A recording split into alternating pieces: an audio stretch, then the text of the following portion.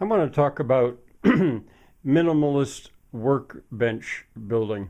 And that's what you're looking at right there, but it's upside down. And I'm starting in my comfortable chair. There's the best furnace ever. I'll say more about that later. There's Mango sleeping. But I'll get up, and there's three. There's that one. It's identical one on the floor, not just tipped up. And I want to talk a little bit about that one. So I'm going to get up. And let me start with that little one. This was my workbench when I was a little boy. And I think it was nothing but a picnic table bench that maybe my dad turned it into a little workbench for me. I don't know. I remember it had a vise. And I think I have the vise, which hasn't changed at all in 60, 70 years. But I put a little vise on there, and perhaps my grandsons may be interested in it. But I want you to see how this is built. Let me see if I can keep filming while I take the vise off. There we go. I have benches everywhere. At some point, I'm going to talk about all my benches, but let me, pardon if the camera jolts around a little bit. I'm going to turn this upside down to show how elegantly it is built.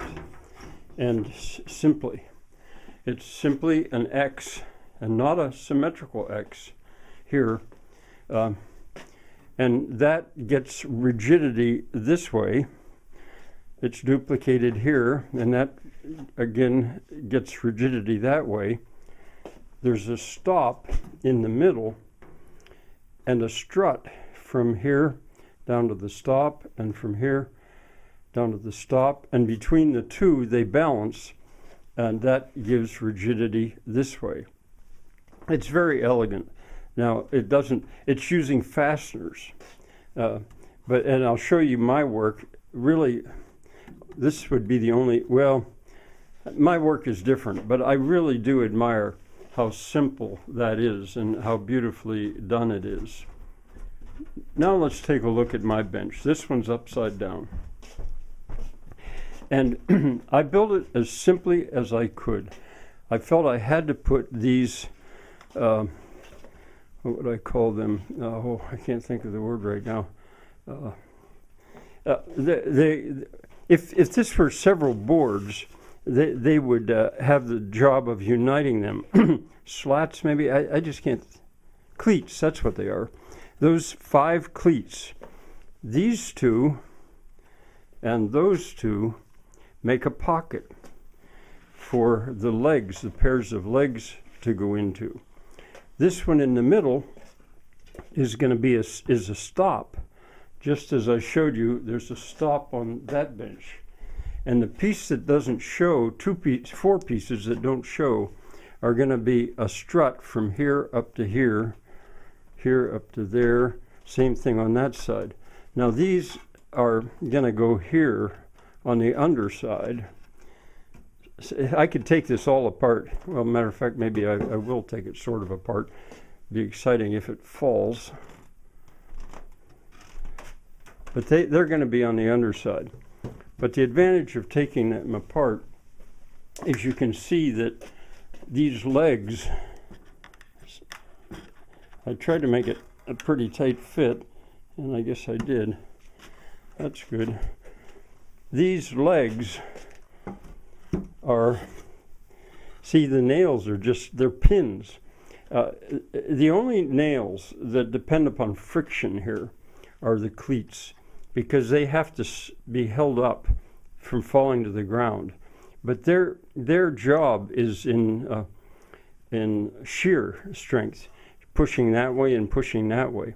The only friction involved is to keep them up there. Now, let me see if this slide will fall apart, because I really don't. Good, it doesn't. If it didn't have this brace on there, it would rack like that. But so I have one nail there to keep from racking. 1, 2, 3, 4 to just make that joint, and that's it. That's it. Same thing here. I only used one nail, you know, a lot of times people want to say, well, I'll put 4 nails there, or I'll glue it, or I'll make it a joint. The thing is, it only really needs a single point if it's well enough designed. So there you have it.